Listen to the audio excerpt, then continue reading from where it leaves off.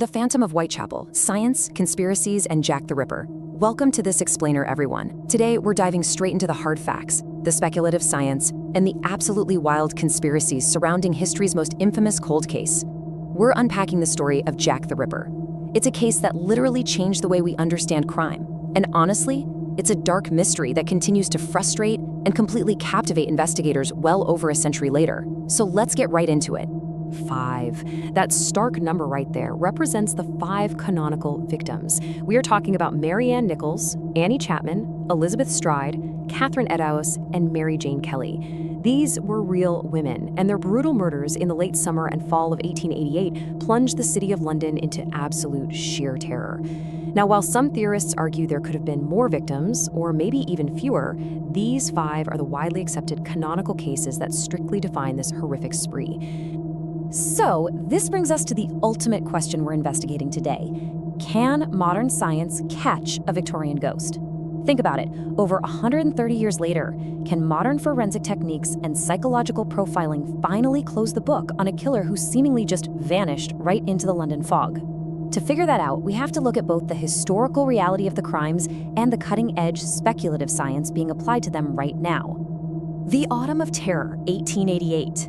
We really have to start by grounding ourselves in the grim, chaotic reality of the impoverished East End slums to understand how a predator could operate entirely unseen. Whitechapel was facing rapid urbanization, extreme poverty, and severe socioeconomic deprivation. Picture this, a labyrinth of dark alleys, choking smog, and desperate circumstances. It was the absolute perfect hunting ground for someone who knew exactly how to use the shadows. And the terror escalated so rapidly.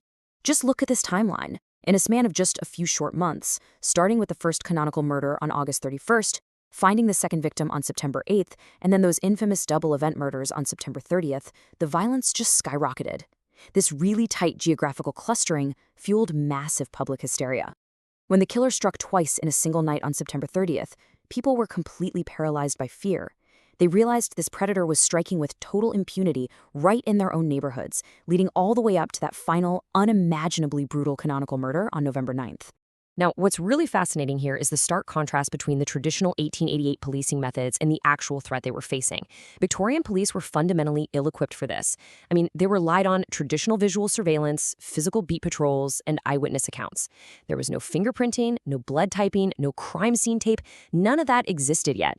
Yet they were up against an entirely unprecedented threat, an unknown serial predator marked by escalating brutality. The entire justice system was completely overwhelmed and simply not designed for this type of psychological warfare.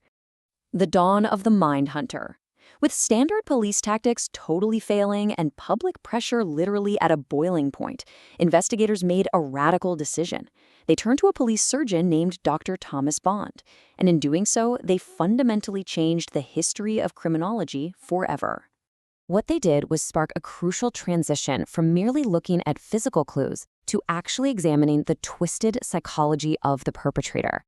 Dr. Bond's work on the Whitechapel murders is widely recognized as the very first application of what we now call criminal profiling, the investigation of a crime using forensic psychology, autopsy results, and behavioral science to predict an unknown offender's traits. This was a total game changer. Before this point, authorities were practically searching the streets for a raving lunatic foaming at the mouth. Bond, however, started looking for a cohesive psychological profile. In fact, Bond totally defied the prevailing consensus. A lot of authorities assumed, based on the mutilations, that the killer had to be a skilled surgeon or a butcher. Well, Bond entirely disagreed. Based on the chaotic, frenzied nature of the wounds, he deduced they were dealing with, and I quote, a man of solitary habits, subject to periodic attacks of homicidal and erotic mania. He painted this vivid picture of a disorganized, unhinged individual, someone with no real anatomical knowledge, but rather a man driven by uncontrollable compulsion. Suspects, hoaxes, and conspiracies. Because despite Dr. Bond's groundbreaking early profile, the complete lack of modern forensics led the investigation into a sprawling labyrinth of suspects. And you know how it goes. Where facts end, mythology begins, transforming a real-world tragedy into a canvas for some of the darkest theories imaginable. During all of this, hundreds of letters were sent to the press and police by individuals actually claiming to be the killer. One famously addressed, "Dear Boss," is what coined that iconic nickname, Jack the Ripper. Another, the utterly terrifying From Hell letter, was literally mailed along with half a preserved human kidney. No way, right? But here's the kicker. It is absolutely crucial to understand that the vast majority of these letters are now widely considered to be journalistic hoaxes. They were fabricated purely to boost newspaper circulation during the absolute frenzy of the investigation. Over the decades, more than 100 suspects have been named, and they range across an incredibly wild spectrum. As you can see broken down neutrally in this table, you have sensational conspiracies pointing to British royalty, like the theory that Prince Albert Victor was protected by a royal and Freemasonic cover-up. Then, on the other hand, you have historically plausible theories that actually match Dr. Bond's profile, like David Cohen, an impoverished Polish tradesman suffering from severe homicidal mania. Some folks even suspect renowned artists like Walter Sickert, with theorists claiming he painted occult rituals directly into his artwork. These wildly different suspects perfectly illustrate how this case has become a permanent focal point for the world's darkest imaginations. Modern science steps in. Fast forward to the present day. Modern investigators refuse to let this cold case rest.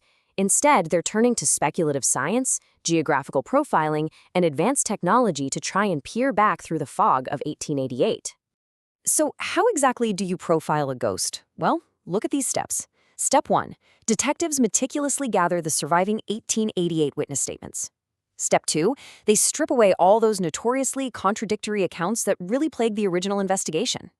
And step 3. They run the consistent data through advanced e-fit software, that's electronic facial identification technique, to generate a modern composite sketch. By mapping the geographical cluster of the murders, they can even determine where the killer likely lived. It's basically dropping a modern digital dragnet right over a Victorian crime scene. And this brings us to a massive modern debate in the realm of speculative science. Recent blockbuster claims suggest that mitochondrial DNA extracted from a shawl allegedly belonging to victim Catherine Eddles actually matches the living relatives of a prime suspect named Aaron Kosminski. Sounds like case closed, right? Well, not quite. The broader scientific community heavily criticizes this. There's severe concerns over historical contamination. The shawl has been handled by countless ungloved people for well over a century, and there's a troubling lack of transparent data. It really highlights that even DNA is rarely a magic bullet when you're attempting to solve a 19th century mystery. An enduring, unsolved legacy. Because the killer was never definitively caught, his anonymity completely transformed him. He went from a grim historical reality into a permanent, haunting fixture in pop culture. The Ripper has inspired countless books, movies, video games, and deep analytical studies, an entire dedicated phenomenon known as Ripperology. He really represents the ultimate archetype of the monster lurking in the shadows of the modern metropolis, a terrifying reminder of what we just cannot see. Which leads me to leave you with this final provocative thought to ponder. Are we obsessed with the Ripper because of the murders, or because he got away with it? Is our enduring dark fascination driven by the sheer terror and brutality of the crimes themselves? Or is it the simple, chilling fact that he outsmarted the system, slipped away into the London fog, and remains an entirely unsolved mystery? Keep questioning the shadows, everyone.